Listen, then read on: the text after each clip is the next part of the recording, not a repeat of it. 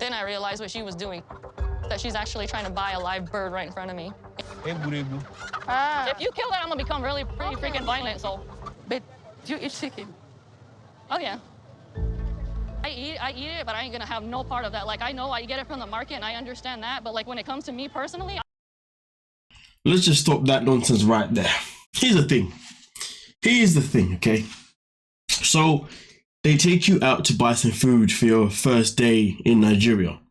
And the first place that they want to take you is to a chicken farm, or at least I'm going to call it that, okay? And obviously, as we saw, the idea is that you pick a chicken and then they will take the life of the chicken, and therefore then you take it home and you do what you got to do. But her response doesn't make sense, because here's the thing: she's upset with the fact that they are going to be viciously violent to a chicken. Meanwhile, her response is, "Oh, if you're violent to the chicken, well then I'm going to be violent back." I don't know how that makes anything better. It doesn't. It just makes things even worse. Why does she feel the need to have to apply such violent pressure to get her point across? But then also at the same time, the same freaking situation, same scene, she's then asked about, but do you eat chickens? Once her answer was yes, at that point, whatever you have to say next, it doesn't make any sense. You have no grounds to say anything after that, because therefore you are nothing but a hypocrite. But that is wild. I will eat chickens when they are bought from a supermarket because I haven't seen the chicken get its life taken away. But when it comes to picking a chicken, I can't pick one because I don't want to pick the one that I'm going to eat, because I know that I'm going to be a part of the murder of the chicken. I mean, honestly, this whole thing is a complete kerfuffle.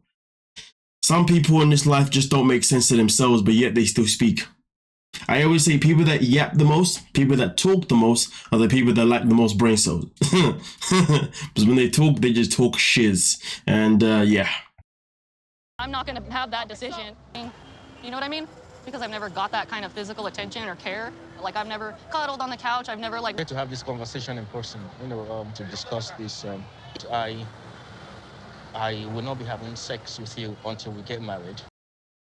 Now let's make it abundantly clear.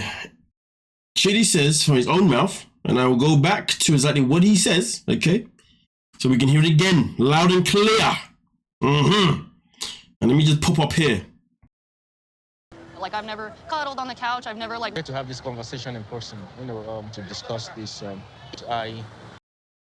Remember, he said I wanted to have this discussion in person. On social media, him and his sister saying two different things. It's not looking good, bruv. I will not be having sex with you until we get married. Believe that this is something I must keep. Married to either. Why does it have to be legal when you claimed the entire 5 years that you and me were soulmates? Yeah. We were spiritually bound. Okay, To be fair, this is a very interesting conversation right here that maybe people should have, you know. If you are claiming that we are spiritually connected, should a piece of paper define our love for each other? That is a very good question. Now, of course, that's a question that will split people into different sides. There were many people who believe that marriage is important, you know, for whatever beliefs that they have. And then there's some people who believe that marriage isn't that deep, it's literally nothing but a piece of paper, and most importantly, it's nothing but just giving money to the government, because when you get married, you got to pay to get married by giving money to the government, and whether or not you're going to elope or whatever, you still got to pay for the marriage certificate, well, at least in the UK anyway. And then also on top of that, if the relationship doesn't work out, you've then got to pay the government to release you from your relationship. So I definitely understand the side of it being the fact that this is just nothing but paper. And let's not forget, when it comes to marriage as well, depending on who you're marrying, sometimes marriage is also a piece of paper in terms of how it can allow someone access into the country that you're from, whether that be America or be the UK or Australia or any other country that requires you to be there via one form of it being marriage. So there is also that part too. So even though I'm not really too sure, even though her angle isn't based on that per se, because her angle is just based on the fact that she just wants to literally be loved. You know, she's saying that, listen, or I've known you for five and a half years or whatever, right? And I've never had an experience with a man that has shown me affection in any kind of way. I've never had the experience of being with a man that has sat there, watched TV with me while he was cuddling me, hold my hand, the whole shebang that a lot of women do desire. So I understand that's the way the frustration is coming from. And I also understand why I should use the whole idea of we don't need a piece of paper to define our spiritual love.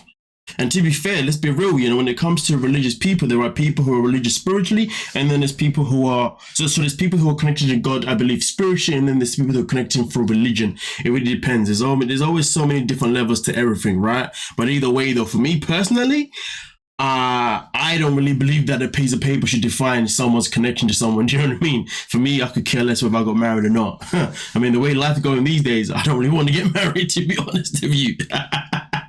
Yeah, I mean, from a man's perspective, if you know, you know. If I was a woman, I'd happily get married. But anyway, let's rewind a little bit and let's get back on form.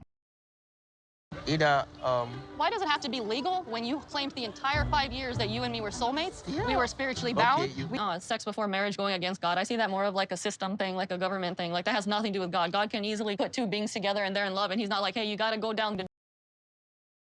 I mean, I want your take on this one, because to be fair, listen, we live in a world where people have intimacy before marriage all the time. Do you know what I mean? So it's just whatever. So, but based on how she's wording it, I would love to hear what you folks have to say regarding that. You know, about God wouldn't put two people together if they had to then da-da-da-da-da-da. Let me know your thoughts on that one. I know this one obviously will be a subjective one because people have different views from what they believe. So yeah. But end of the day, for me, I can't really sit here and say that she's wrong or she's right per se, because I'm a virgin. Let's continue. Do with the system itself. So that's why I don't want anything to do with it. Seriously, if you and me are not seeing eye to eye by now, almost 5.5 years later, the fact that you're letting religion step in the way of what you knew was between us, like that's messed up. Over here to make sure that Chidi and I were compatible, and of course, making love is everything to do with it. So. She's not lying though. She's not lying. I mean, listen, they should have done a Tiger Lily and Adnan. Just got married the first day that she landed. Problem solved, you know, just get into it. Bang, bang. To hear of all this, it starts to really boil me. It makes me mad. It gets me upset. Really feel really rejected more than he wants to realize. Now let's talk about her feeling rejected more than he realizes. To be honest with you, should she be feeling rejected by the person that she desires to want to be with? Absolutely not. No, she should not be. She should not be feeling rejected. But at the same time, though, she's not feeling rejected just because he won't sleep with her. She's feeling rejected because of the pattern in her life with men. She's never had a man that has come into her life and has made her feel like a woman. That she's never had a man come into her life and take and give her that affection that she's always desired. She's always lived this life where she's been nothing but, yeah, for a man, you know? So I understand that her real issues are coming from a projection of her past, a projection of the life events that have happened to her. Is it fair for her to put this pressure onto Chidi? No. But should they have had a better communication regarding this situation? Absolutely. Because as far as I'm concerned, based on what we're seeing here, for Chidi to wait until they met to tell his information, that wasn't cool. That was very unhealthy and very it just wasn't nice, you know? It's not something that you should tell someone, especially somebody who has insecurities. And let's be real, I can imagine that throughout their conversations, she would have obviously mentioned the fact that she's had men come in her life and not do anything. But either way though, it is what it is. What's happened has happened. And Rayne now has a choice. The choice is whether she wants to stick around, whether she wants to bounce. I mean, obviously, based on what we see now on social media, we do know that she did bounce in the end, you know. But nonetheless, though, the season is still very, very young. Only episode 3 in, so we've still got a whole lot more to go through with this couple. Yeah, I can say that for sure. But nonetheless, though, let me know your thoughts and we can most certainly talk about it. Don't forget to like, subscribe, and of course, peace.